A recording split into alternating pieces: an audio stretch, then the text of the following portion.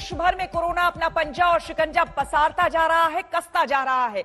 देश भर में कुल केस हर दिन बढ़ते जा रहे हैं। आपको बता दें कि बीते 24 घंटे में नए केस में मामूली कमी दर्ज की गई है। नए बीमार का आंकड़ा 3,70,000 तक पहुंच चुका है, लेकिन 3400 के करीब मौतों का आंकड़ा डरा रहा है। दिल्ली, मुंबई, यूपी, केरल, कर्नाटक जैसे राज्यों से कुल नए केस का आधा हिस्सा फैल रहा है। तो उधर लोगों का वही एक सवाल है, कहां है बेड, कहां है इलाज, कहां है ऑक्सीजन, वैक्सीन?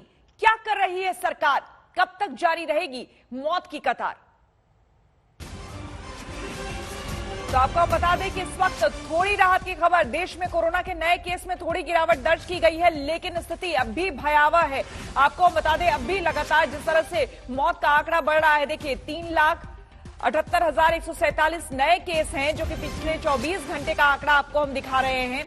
देश में 24 घंटे में कोरोना से 3,417 मरीजों की मौत हो गई है। तो आपको हम बता दें कि नए संक्रमितों का आंकड़ा भले ही आपको थोड़ा कम नजर आ रहा हो, लेकिन मौत का आंकड़ा जिस तरह से बढ़ता जा रहा है और संक्रमितों का आंकड़ा भी जिस तरह से इस वक्त है, वो बेहद डरावना है, भयावह है। लोगों का अब भी वही सवाल है, क्योंकि आपको बता दें कि अब भी लोगों को ना ऑक्सीजन मिल रहा है, बेड की कमी से लोग जूझ रहे हैं। अब भी सरकार से वो तमाम सवाल जस के तस खड़े हैं।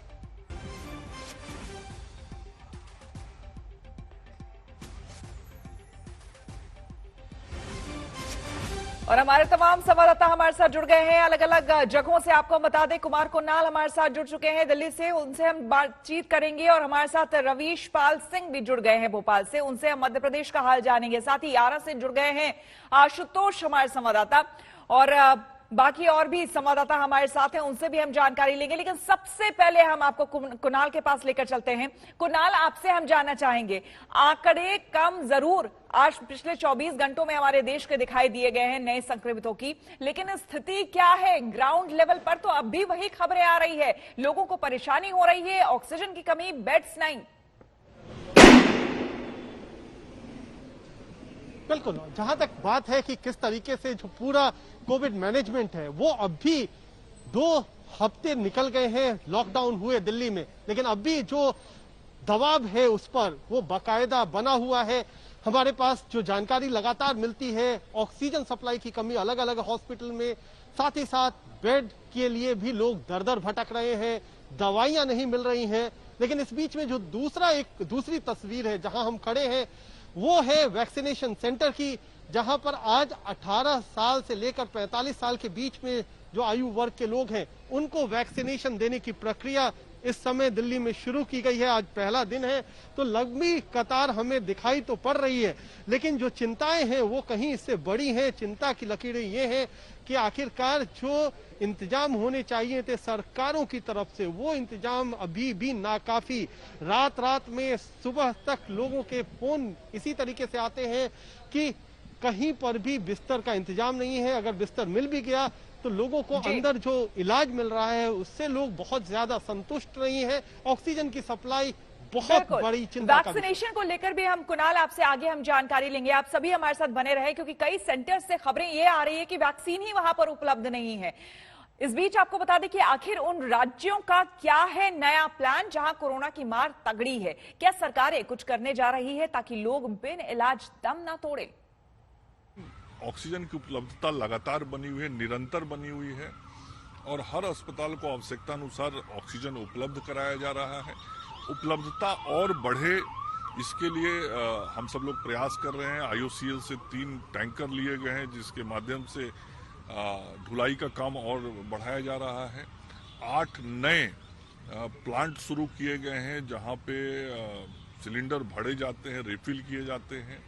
लगभग 1 लाख एक्टिव मरीज हो गए हैं कोरोना के, और 15,000 के करीब रोजाना इसमें नए मरीज जुड़ रहे हैं। इसकी चेन को एक बार तोड़ना बहुत जरूरी है। इसलिए सरकार ने फैसला लिया है कि 1 सप्ताह के लिए 3 मई दिन सोमवार से पूर्ण लॉकडाउन हरियाणा में लगाया जाए, ताकि इसकी चेन को तोड़ा जा सके। कि मैं राज्य का पूरा बजट भी अगर खर्च करना पड़े राज्य की जनता को बचाने के लिए इस महामारी से खर्च कर सकता हूं, लेकिन जनता को सरकार द्वारा जो निर्देश दिए जाते हैं समय समय पे उनकी पालना सुनिश्चित करनी होगी। जनता का सहयोग अगर बराबर सरकार के साथ रहता है तो इस चैन को तोड़ने में सरकार को सहायता मिलती है। तो ये सब आपकी खुद की जिंदगी बचाने के लिए सरकार के प्रयास हैं। और सीधे चलते हैं आ रहा अपने संवाददाता आशुतोष के पास। आशुतोष, मंगल पांडे कह रहे हैं ऑक्सीजन की कमी नहीं होने देंगे, सब कुछ ठीक ठाक है। पीएमसीएच का हाल देख चुके हैं, तमाम बड़े हॉस्पिटल्स का हाल देख चुके हैं बिहार में, ग्राउंड पर क्या रिपोर्ट? मंगल पांडे जो कह रहे हैं उसकी तस्वीर की वानगी आपको बताता हूं बक्सर की। कल जब मैं बक्सर पहुंचा था, वहां सदर अस्पताल नए पुराने दोनों जगह, एक अस्पताल में व्यवस्था की गई है क्वारंटीन सेंटर की।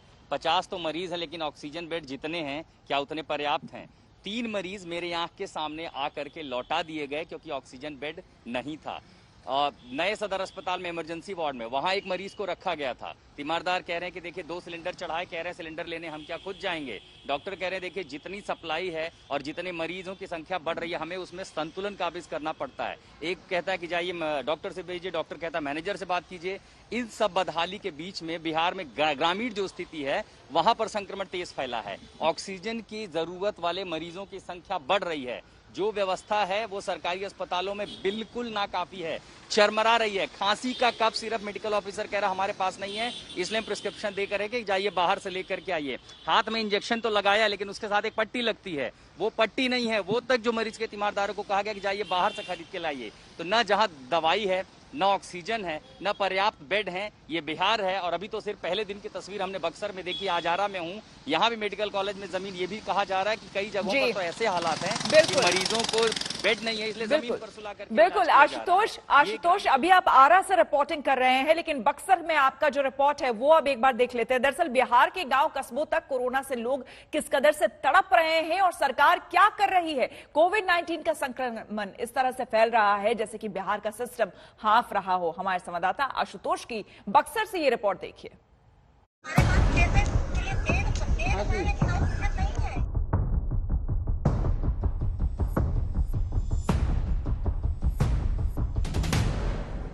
और ये सारा यही अस्पताल का पर्चा है? हाँ, ये सारा यहीं का है। और कौन कौन सी दवा जिन्होंने कहा बाहर से लाने को? ये मतलब 5 गोली 4 गोली दिए हैं इसमें। 5 गोली है, 4 गोली है। कौन है 4 गोली? बाकी का बोला बाहर, बाकी के बाहर से बोले लेने के लिए। बिहार के लोग कोविड वार्ड में बिना पीपीई किट या बिना सुरक्षा कवच के कैसे चले जा रहे हैं? यहाँ से हम लोग टोकन सर के माध्यम से यहाँ टोकन इशू हुआ है। टोकन 1 किलो को दिया गया है जो देखने जाने के लिए। अंदर वार्ड में जा सकता है आदमी? कोविड वार्ड में आप भेज रहे हैं परिवारजनों को? वो तो कह रहे हैं हम जा रहे हैं, कोई रोक टोक नहीं रहा। बहुत सारे न्यूज़ों पे यहाँ का नंबर मिला हुआ है कि इस पे कॉल कीजिए। कॉल करने के बाद वही हाल है, नीचे ऊपर से अगर दवा लिखा जा रहा है, नीचे आके मांगने पे मिल नहीं रहा है। दवा नहीं मिलती है? नहीं, दवा नहीं मिलती। वो कह रहे हैं आप सारी दवाइयाँ आप कह रही हैं बाहर से लाने के लिए दवाइयाँ नहीं? यहाँ पे अवेलेबल है, विटामिन सी यहाँ पे अवेलेबल है, किट यहाँ पे अवेलेबल जो मैंने दिया है। उसके अलावा कोई दवा? टैबलेट नहीं है, वो बाहर से लाना होगा। जो मल्टीविटामिन है वो बाहर से लाना जिंक होगा। भी नहीं है यहाँ पे? जो हमारे पास दवाइयाँ थी वो मैंने दी है, समझे बात को। किट है एक अवेलेबल, वो किट में जो है वो हम लोग दिया है, समझे बात को। बाकी दवाइयाँ कह रहे हैं हमें बाहर से लाना? हाँ, तो सिरप बाहर से लाना ही होगा। ग्लूकोस है, उसको मल्टीविटामिन की जरूरत है, वो बाहर से लाना ही होगा। नहीं है यहाँ पे। ये कह रहे हैं कि शौचालय साफ नहीं है, पानी नहीं आ रहा है, मरीजों के लिए वार्ड में जाना पड़ रहा है उनके रिश्तेदारों को। देखिए हम लोग से जितना बन पा रहा है हम लोग कर रहे हैं। यहाँ पे जो भी स्टाफ है उनसे हमें जो भी डॉक्टर और स्टाफ ओवरबर्डन हम सब समझते हैं। आपने ये शिकायत प्रशासन में ऊपर लोगों को बताई है कि ये दिक्कतें हो रही हैं यहाँ पे? मैं अभी पिछले 3 घंटे से मैं राउंड पे थी, अभी मैंने किट खोला है, समझे बात को। A to Z पेशेंट के पास गई हूँ, जिसको भी दवाई जो यहाँ से है वो नीचे किट दिलवाया है। जो नहीं है वो मैंने उनको स्लिप लिख के दिया है, वो बाहर से जाके लेंगे। काल की इस दूसरी लहर की कवरेज करते हुए उत्तर प्रदेश से मैं बिहार पहुंचा हूं। बिहार के बक्सर में हूं और बिहार की तस्वीरें भी उत्तर प्रदेश से बहुत ज्यादा अलग नहीं हैं। अस्पतालों में बेड नहीं है, जहां बेड है वहां ऑक्सीजन नहीं है, जहां ऑक्सीजन है वहां दवाइयां नहीं मिल रही हैं, और जहां कुछ भी नहीं मिल रहा है ये बक्सर है। लोग परेशान हैं, मौतें बढ़ रही हैं। सरकार कह रही है सब कुछ अच्छा है, लेकिन जमीन पर यकीन मानिए कुछ भी अच्छा नहीं है। और अभी तो पीक आना बाकी है। न जाने अगर ऐसा ही हाल रहा तो फिर क्या होगा, भगवान ही मालिक है। बक्सर से संजय कुमार के साथ मैं आशुतोष मिश्रा, आज तक। तो स्थिति कुल मिलाकर भयावह है। आपको बता दें, इस बीच 18 साल से ज्यादा वालों के लिए वैक्सीन शुरू हो चुकी है। शहर शहर लोग पहुंच रहे हैं और कोरोना के खिलाफ टीकाकरण का काम शुरू हो चुका है। दिल्ली, मुंबई, भोपाल, गुजरात, यूपी, श्रीनगर की तस्वीरें आपको हम दिखा रहे हैं। आपको बता दें कि 18 साल से ऊपर वाले लोग अब रजिस्ट्रेशन करवा सकते हैं और टीकाकरण का काम भी शुरू हो चुका है। लेकिन यहां भी जानना जरूरी है कि जमीनी हकीकत दरअसल क्या है। हमारे संवाददाता हमारे साथ जुड़े हुए हैं, अरविंद एलएनजेपी से हैं और साथ ही रवीश हमारे साथ जुड़े हुए हैं भोपाल से। लेकिन सबसे पहले अरविंद, आपके पास आना चाहेंगे। टीकाकरण का अभियान जो है उसकी शुरुआत तो कर दी गई है, दिल्ली का हाल बताएं, क्योंकि उत्तर प्रदेश से कई जगह से ये खबरें आ रही है कि अभी सेंटर्स पे वैक्सीन ही नहीं है। तो पहले ही लोगों को नहीं मिला है, 18 साल के ऊपर के लोगों को क्या मिलेगा वैक्सीन? जी देखिए, मैंने बात की थी ऐसे कुछ सेंटर में, जैसे दिल्ली का बंगाली मार्केट का इलाका है, वहां पर 18 साल से ज्यादा उम्र के लोगों को जो वैक्सीन दी जानी चाहिए थी, उस वैक्सीनेशन की अभी तक शुरुआत नहीं हुई है। इलाके के जो अधिकारी हैं उनसे हमने बात की थी, वहां 45 साल की उम्र के लोगों को ही दिया जा रहा है। हालांकि कुछ सेंटर ऐसे जरूर हैं जहां पर वैक्सीनेशन दी जा रही है दिल्ली के अंदर। इस वक्त मैं एलएनजेपी अस्पताल के बाहर मौजूद हूँ और बताऊँ, यहाँ पर रह रहकर अस्पताल से बुरी खबरें आ रही हैं। जो परिजन है वो बिलख रहे हैं, अस्पताल में बेड की कमी है। लेकिन श्वेता, थोड़ी राहत की बात जरूर ये है दिल्ली में कि पिछले 24 घंटे के में दिल्ली के आंकड़ों की बात करें तो 20,394 केस आए थे, जबकि 407 लोगों की मौत हुई थी। और इसके पहले 25,000 और 27,000 की संख्या में केसेस आ रहे थे। तो कुछ गिरावट जरूर है, लेकिन जो मौतों का आंकड़ा है, इस बीच अरविंद आपको रोकना चाहेंगे, अरविंद रोकना चाहेंगे। बड़ी खबर इस वक्त सामने आ रही है। आपको बता दें, सुप्रीम कोर्ट का आदेश आया है और ये कहा है केंद्र और राज्य सरकारों का पर कि लॉकडाउन पर कृपया विचार करें। आपको हम बता दें कि पहले भी ये बात कही जा चुकी थी। जिस तरह से स्थिति, जिस तरह से आंकड़े कोरोना के बढ़ते जा रहे हैं, उस बीच अब सुप्रीम कोर्ट की तरफ से ये बड़ा बयान सामने आया। संजय शर्मा हमारे संवाददाता हमारे साथ जुड़ गए हैं। संजय, क्या कहा है सुप्रीम कोर्ट ने? सुप्रीम कोर्ट ने दिल्ली और पूरे देश में ऑक्सीजन की स्थिति और कोविड प्रबंधन को देखते हुए जो सुनवाई की थी, उस पर आदेश देर रात गए 64 पेज का आदेश आया है और विस्तृत गाइडलाइन के साथ, जिसमें सुप्रीम कोर्ट ने जस्टिस चंद्रचूड़ की अगुवाई वाली पीठ ने यह कहा है कि दूसरी लहर इतनी भयावह हो रही है, राज्य सरकारें और केंद्र सरकार लॉकडाउन करने पर विचार कर सकते हैं, लेकिन इसमें यह ध्यान रखा जाए कि सामाजिक और आर्थिक प्रभाव जितना कम पड़े वो सुनिश्चित किया जाए। और साथ ही ये भी कहा है कि दूसरी लहर की स्थिति लगातार गंभीर हो रही है और सुप्रीम कोर्ट ने इसमें स्वतः संज्ञान लेते हुए कहा था, अगर किसी मरीज के पास किसी राज्य, केंद्र शासित प्रदेश का स्थानीय पता, उसका प्रमाण पत्र या आईडी प्रूफ नहीं है, तो भी उसे हॉस्पिटल में भर्ती करने और जरूरी दवाएं देने से मना नहीं किया जा सकता है। ये बड़ी बात कही है, क्योंकि अधिकतर अस्पताल ये कह रहे हैं। अभी खुद मैंने अपने एक रिश्तेदार के लिए फोन किया, नोएडा के एक जाने माने हॉस्पिटल में, उन्होंने कहा कि हम नहीं दे सकते क्योंकि दिल्ली का बिल्कुल, तो स्थिति जो है वो भयावह है और स्वतः संज्ञान लेते हुए खुद सुप्रीम कोर्ट ने केंद्र और राज्य सरकार को कहा है लॉकडाउन पर विचार करने। और अब दिल्ली को बेदम करता कोरोना की खबर। जी हां, पाबंदी के बाद भी दिल्ली में कोरोना बेकाबू है। 24 घंटे में आपको बता दें, मौत का सबसे बड़ा आंकड़ा सामने आया है। 412 लोगों ने यहां दम तोड़ दिया है। अस्पतालों का हाल भी बेहाल है।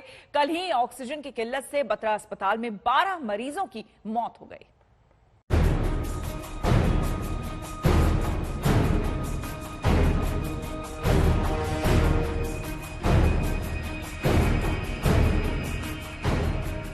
कोरोना के आगे दिल्ली बेदम है। लोग त्राहिमाम कर रहे हैं। अस्पताल में जगह नहीं है, बेड मिल जाए तो ऑक्सीजन नहीं है, ऑक्सीजन भी हो तो दवा के लिए मारामारी है। जो घर में कोरोना की जंग लड़ रहे हैं, उनकी सांसें अटकी पड़ी हैं। परिजन ऑक्सीजन के एक सिलेंडर के लिए मारे फिर रहे हैं। ऑक्सीजन पर हाहाकार पर अब तो दिल्ली हाईकोर्ट को फटकार लगानी पड़ी है। कहना पड़ा कि अब पानी सिर से ऊपर आ गया।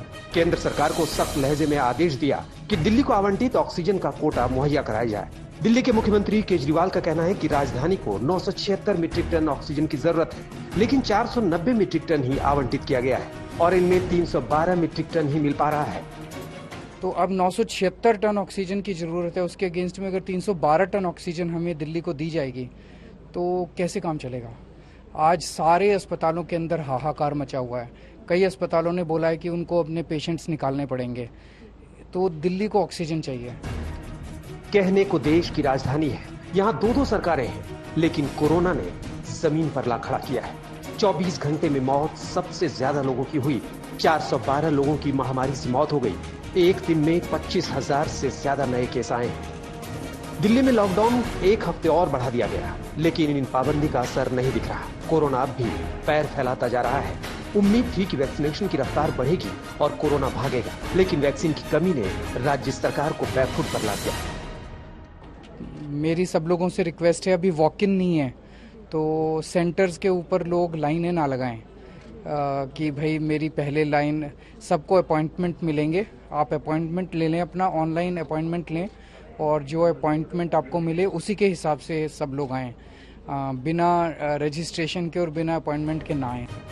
18 से ज्यादा उम्र के लोगों का टीकाकरण 1 मई से ही शुरू हो गया, लेकिन दिल्ली में ये शुभ काम कल से होगा। दिल्ली सरकार ने 18+ को वैक्सीन लगाने के लिए 77 स्कूलों में वैक्सीन केंद्र बनाया है। इनमें सेंट्रल दिल्ली में 6, पूर्वी दिल्ली में 3, नई दिल्ली में 4, उत्तरी दिल्ली 7, उत्तरी पूर्वी दिल्ली 12, शाहदरा में 8, दक्षिणी दिल्ली 4, दक्षिणी पूर्वी दिल्ली में 16 और पश्चिमी दिल्ली में 17 स्कूलों में केंद्र बनाए गए हैं। कोरोना की लड़ाई में दवाई पर तो जोर है ही, लेकिन सबसे जरूरी है इसका चेन तोड़ना, इसकी रफ्तार पर काबू पाना, और इसके लिए जरूरी है कि दूरी भी बनी रहे, मास्क भी न उतरे। दिल्ली से पंकज जैन के साथ आज तक ब्यूरो।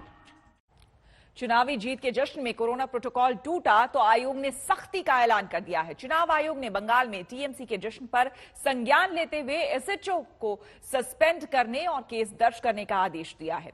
आप भी देखिए ये जश्न कितना जानलेवा है।